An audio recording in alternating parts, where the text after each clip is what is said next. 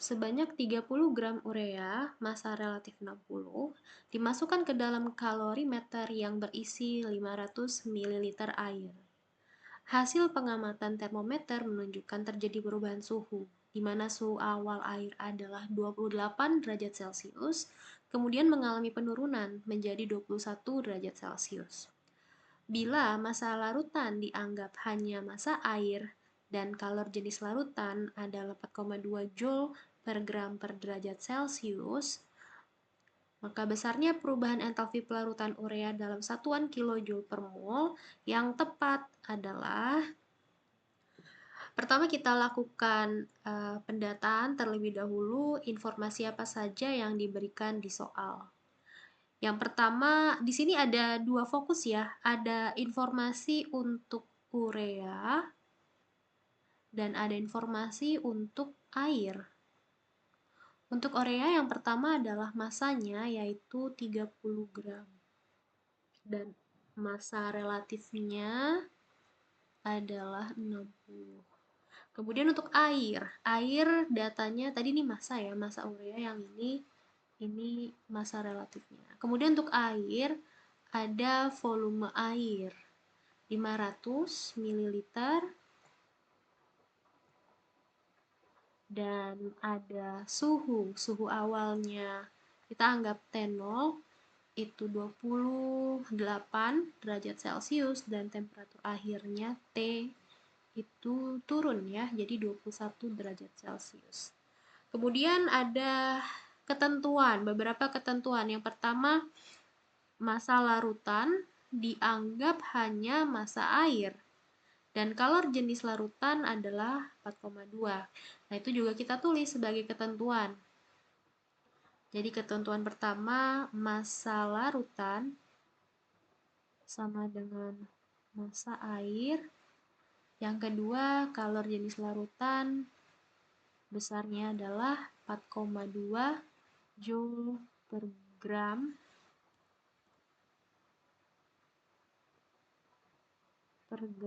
per derajat Celcius. Ya, seperti itu. Di sini ada dua ketentuan ya.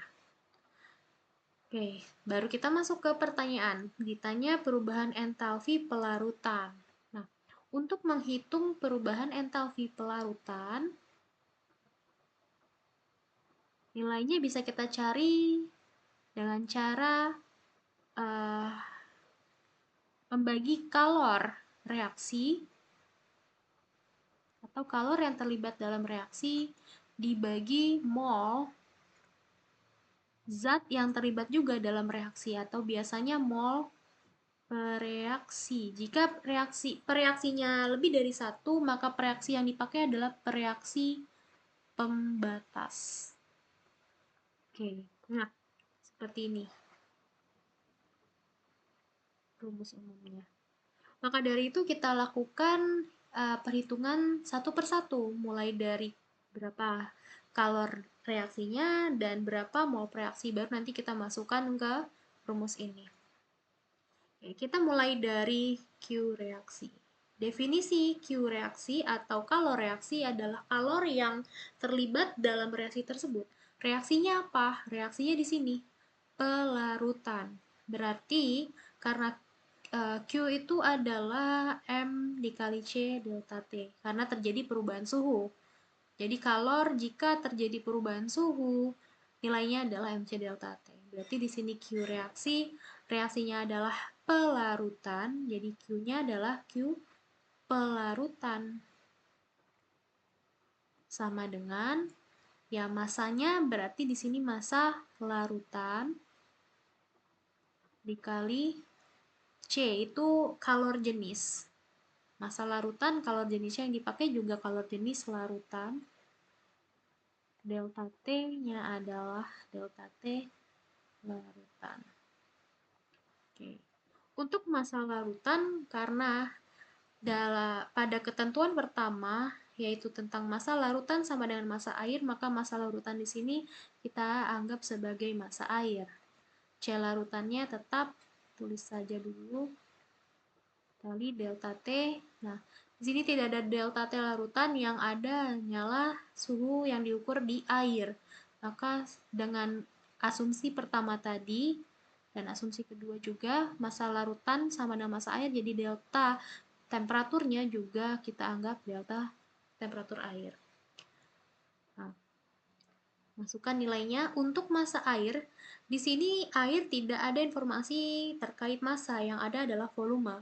Tapi kita bisa menggunakan nilai volume ini dengan mengingat hubungan antara volume massa, yaitu adalah terkait massa jenis. Massa jenis nilainya adalah massa per volume. Massa jenis air pada suhu ruang nilainya adalah 1 gram per mililiter.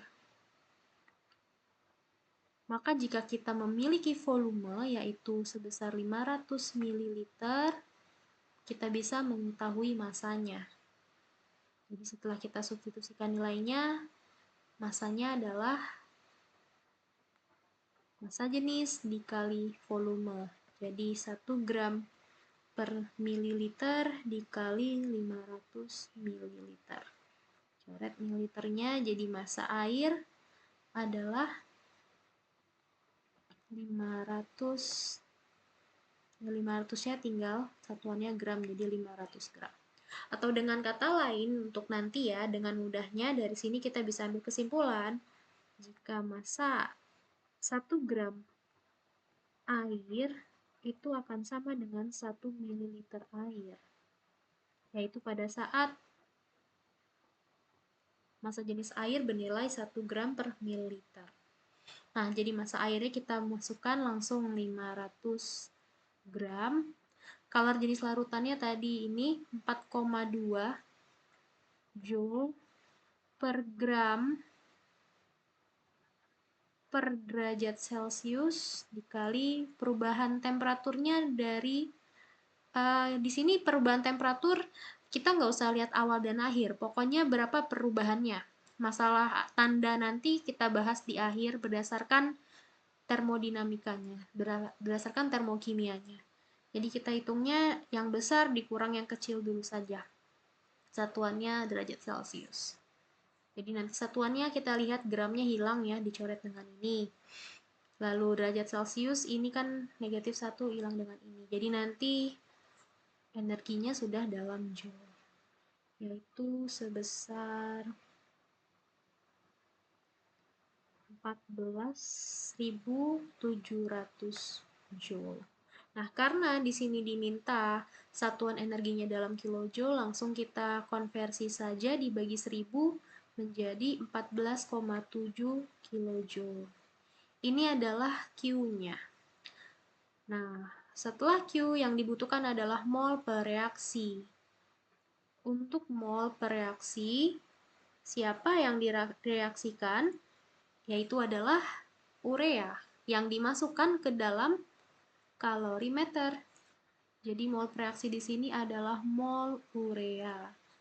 Yang nilainya adalah, kita lihat di sini data yang diberikan adalah massa dan massa atom relatif.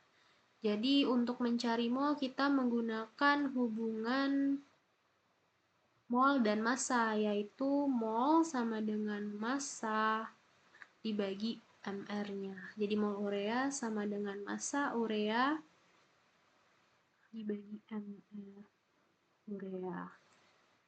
Jadi nilainya massa urea yaitu 30 gram, mR-nya 60. Jadi mol reaksi atau mol urea adalah 0,5 mol. Nah, jadi sudah ada untuk kalornya yang ini dan molnya yang ini. Jadi tinggal kita masukkan ke step terakhir mencari entalpi reaksi. Masukkan nilainya jadi 14,7 kilojoule per 0,5 mol. Jadi entalpi reaksi yang kita dapat adalah 29,4 kilojoule, unitnya kilojoule per mol. Nah, untuk tanda di sini ada positif dan negatif. Kalau negatif artinya reaksi adalah endotermik. Exo. Negatif di sini adalah exothermic, menunjukkan reaksi tersebut adalah exothermic. Sedangkan positif di sini berarti artinya reaksi endothermic. Nah, pertanyaannya reaksi kita yang mana? Exo atau endo? Nah, untuk menentukan exo atau endo kita bisa lihat dari temperaturnya. Untuk exotherm bisa kita lihat dari temperaturnya. Jika temperatur naik, artinya temperatur akhir lebih besar dari temperatur awal. Naik berarti ya, itu adalah exotherm. Pada endotherm, temperaturnya akan turun, jadi akhir lebih kecil daripada awalnya. Nah, yang kita punya di sini yang terjadi apa? 28 menjadi 21. Ini ke sini adalah turun. Maka entalpi harus bernilai positif atau endotherm. Jadi di sini kita punya udah benar positif, jadi jawaban yang benar adalah D.